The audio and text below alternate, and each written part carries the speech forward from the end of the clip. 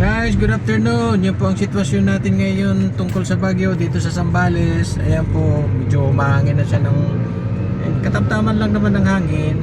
At yung ulan is pabukso-bukso po siya. Kaya mag-ingat po tayo sa ating biyahe.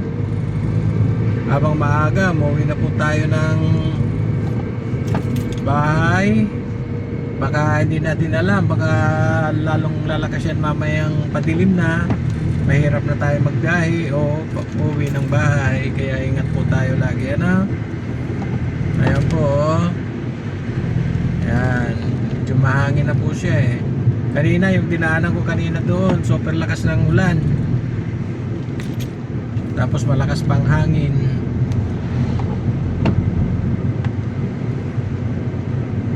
Ingat po.